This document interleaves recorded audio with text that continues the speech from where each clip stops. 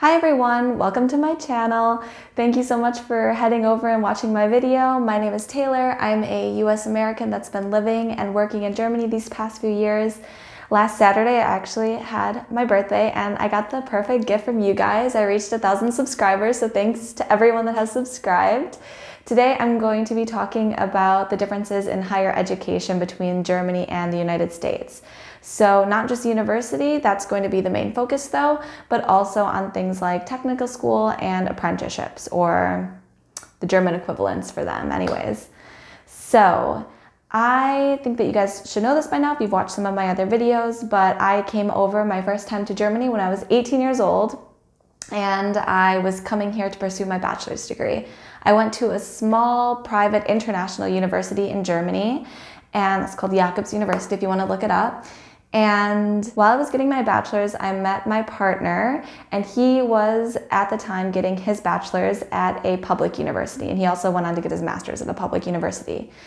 So I've got a lot of comparisons that I did in my mind back then, and I kind of wanted to bring them and share them with you today, as well as some of those comparisons between my friends that were studying at universities, public universities though, in the United States. To give you guys a better idea of what I'm going to be discussing today, like I said, the main focus is on the differences in university styles. So I'll be talking a bit about the costs, the length of time it takes to get degrees, some of the different language that we use when talking about university, living circumstances, and things like that. So I'll start with that, and then at the end I'll also discuss some of the differences between other forms of higher education, including Ausbildung, which is loosely like an apprenticeship in America, and also Hochschule, which is also loosely similar to technical school. So before I get started, I just want to encourage those of you who haven't already subscribed to my channel to do so. It means so much to me, and it's so exciting to see my channel continue to grow. So if you can do that, that would be great. Thanks. So like I said, I'm going to start by talking about universities. Like in the US, in Germany, you have both public and private universities. Private universities account for about 10% of the student body in Germany, and the biggest difference is cost. So at public universities in Germany, you don't have to pay tuition fees. This goes for German students, German residents, as well as international students now. They just changed this a few years ago. You do have to pay a little bit of administrative costs. I would say between 100 and 300 euros per semester, or even per year. I don't think you would really pay more than 300 a year. And tuition is just kind of paid for by taxes. That's how it typically works here. It benefits everyone in society when you have an educated society, and it makes the process much more egalitarian. So it doesn't matter where you're from or how much money you make, and that's kind of a theme in my videos when I talk about Germany, that you're still able to get a degree if you want to. Now this differs a lot from the United States. As a lot of people know, college or university in the US is very, very expensive. The college that I was looking at was relatively cheap. It was the University of Wisconsin-Madison. And I think that the fees were probably around $15,000 or $20,000 a year. And it was a 4-year degree. And I compare that to my degree that I got here in Germany. It was $20,000 a year, but 3 years. And I got a scholarship and a grant.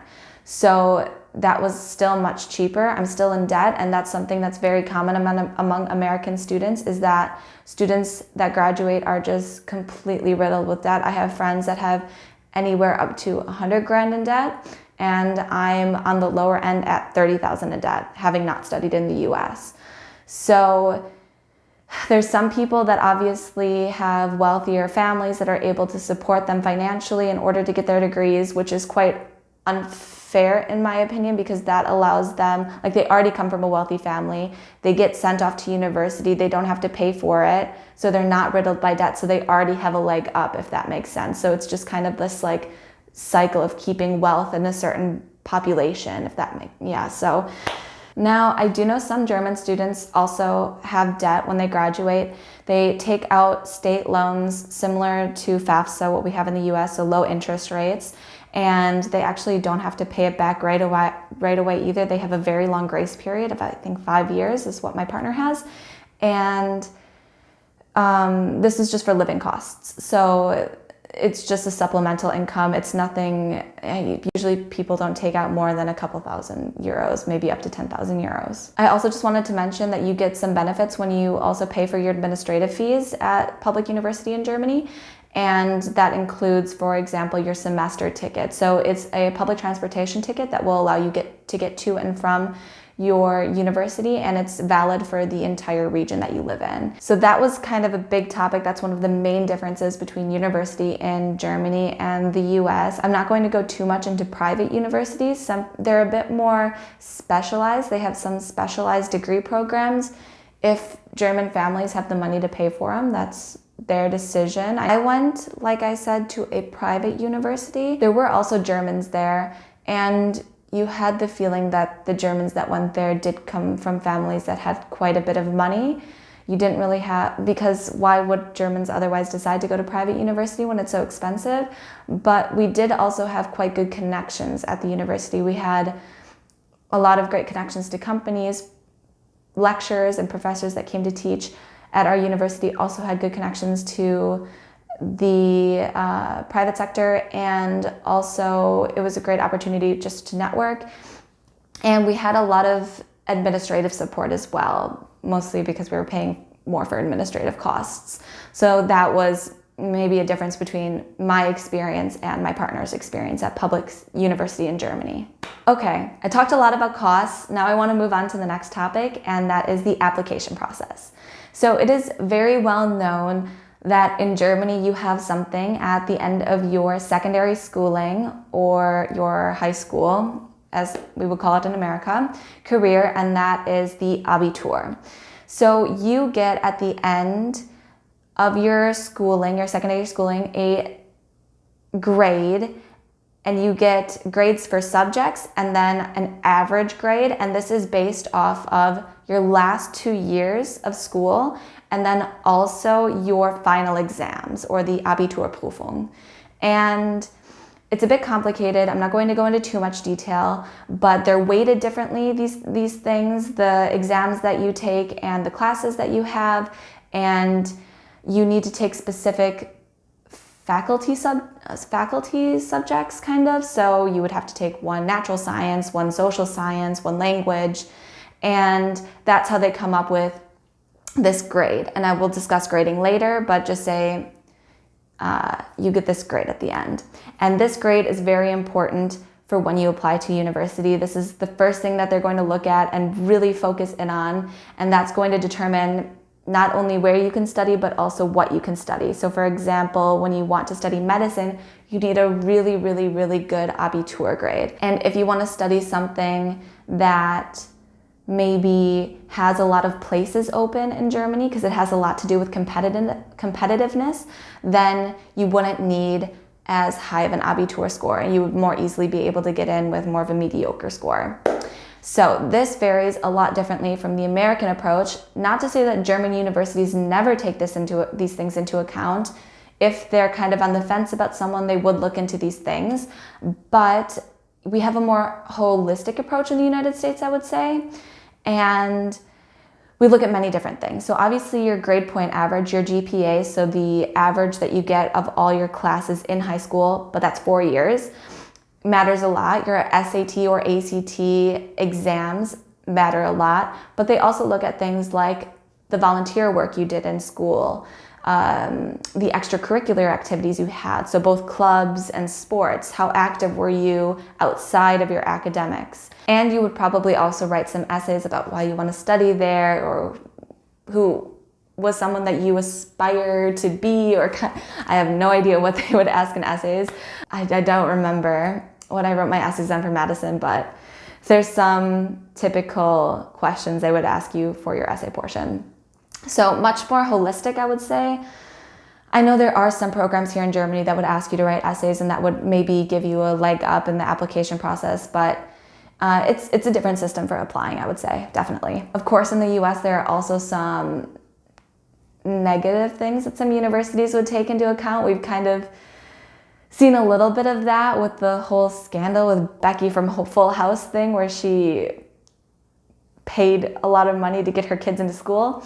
But there's some things that will get wealthier people more easily into good schools, and that's things like legacies. So if parents or grandparents had already gone to a school, this is very common with Ivy League schools, that a high percentage of the student body's parents or relatives of theirs had already gone to the university, and also donations from families. It makes the admissions officers take second, third looks at applications that they probably wouldn't have. So that's unfair, in my opinion. And then you also have things like sports that play a really big role into some people getting into universities. People that might not have otherwise gotten into universities. And my opinion on that is also that it's unfair, but that's for another video. So those are the main things that I wanted to cover about the application process and the differences between the two. Next, I want to move on to the length of study. In Germany, they count the length of study by semesters. So if someone asked you how far along in your degree are you, you would say, oh, I'm in my third semester. And they would know by that instead of saying freshman, sophomore, junior, senior, because you don't have 4 years of university typically in Germany. You would rather have 3 years to complete your bachelor's degree. But because your university is tuition free, a lot of students that I know anyways, maybe this isn't true for all, if you have something to add, leave it in the comments below, but a lot of students take more than the 6 semesters that it would take to finish your degree. This leads me also nicely into something else I wanted to cover, and that's the mandatory requirements for graduation when you get a bachelor's degree. In Germany, and this was the same for my university experience, I had certain things that I needed to fulfill in order to graduate outside of my classes. I needed to do an internship, and this varies from university to university and also program to program, but I was required to complete at least a 3-month internship, and I also was required to write a dissertation at the end of my last semester. Some students in Germany also have to defend their theses in front of professors, so I'm glad I didn't have to do that. But that's kind of a staple of a German bachelor's degree, outside of maybe medicine and law and those kinds of specialty programs. But my US friends that I know of, when they were doing their bachelor, didn't have to write a thesis, so I thought that was a bit interesting. And then finally, it was a bit different from my school. I was required to take classes outside of my focus, but in many public universities, this isn't a thing. So general education classes is what you would call it in the US. And maybe this is also a reason why the programs are so long in the US, is because if you're studying biology, for example, they'll still make you take a literature class for whatever reason, or a history class. And in Germany, that's not a thing. You can take classes in Germany, or it can also be mandatory to take classes that are kind of adjacent to your degree and your focus, but they wouldn't be completely out of your focus, if that makes sense. You could take them, I'm assuming. I don't think there would be anything against it, but it's not mandated for you to take classes like that. Next, I want to discuss the grading system in Germany. It was quite disorienting for me to come here and to learn about the grading system. I had a very American-centric view of the world and thought that everything revolved around the US and that we made the standards. That's not true.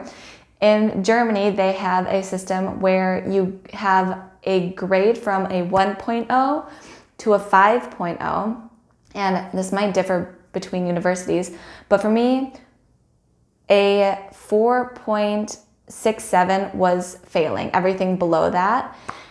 3.0 would be maybe compared to a C in the US, maybe a C minus, and a 1.0 would be the best you can get, and that's an A. In the US, you obviously have these letter grades that I was just naming, and those correspond to percentages. So in a lot of cases, from what I can remember from high school, 69% and below would be an F or failing, and 92% and higher would be an A. Obviously, this is probably not 100% accurate, but you get the picture. And then also, just for a third comparison, in Scotland, they also have percentages. Sorry, for those who don't know, I got my master's in Scotland. They use percentages, but these percentages are very different from the US and how you have to view them. So for example, a 70% and higher in Scotland would be an A. And if I would have gotten a 70% in the US, I would probably cry. And I remember getting my first grade back in Scotland and being like, what is this nonsense? Anything above an 80% is considered publishable work. And I can't remember what a fail was, but probably something like 35% would be like failing. So that was definitely also something to get used to. So moving on to my next topic, that is living circumstances.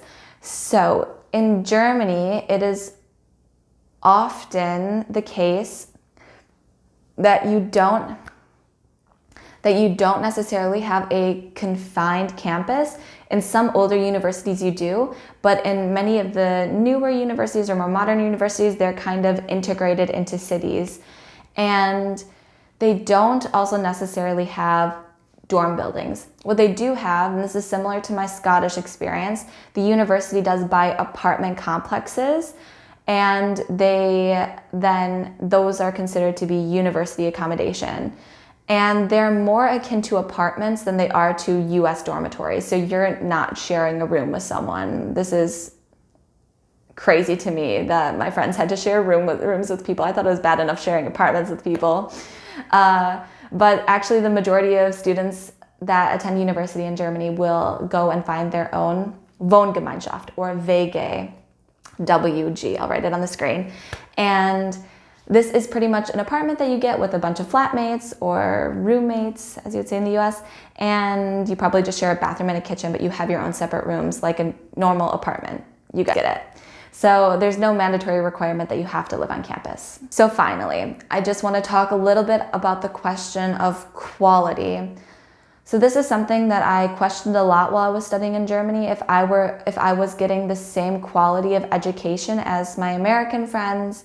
And I really do think I was, but if you take a step back and look at universities from a broader perspective, so if you ever go onto like world rankings of universities, the most popular or well-known is the QS World University Rankings, and you will see that in the top 100 universities, Germany has 3. But if you compare that to the US has a lot more that are in the world rankings. To me, it's a little bit also of like a feedback loop. So it has a lot to do with prestige. And when a university is prestigious, they're more likely to get investments into the school. They're more likely to attract the best professors, and that's more likely to build the prestige, if that makes sense. And in America, it's much more likely that you will have companies and organizations when you're a job seeker that care much more about the prestige and the name of your university than you would in Germany. There are a few universities in Germany that are known for having really great programs, specific programs. So for example, Heidelberg is really well known for having a great medical program, but it's not as big of a deal here. With that being said, is it worth it that the US has the best universities in the world when only a very small portion of the population has access to them? I know that a lot of Ivy League schools have taken measures to increase diversity, and that's not just ethnic diversity, but also financial and socioeconomic status diversity. But in the end, it goes deeper than that. It's not just if these students have access and get scholarships and grants, it's did they have access to private schools or charter schools where they were from? Did they live in an area with good teachers at their public schools? You know, it's a lot more about access at every single level, not just access to these universities.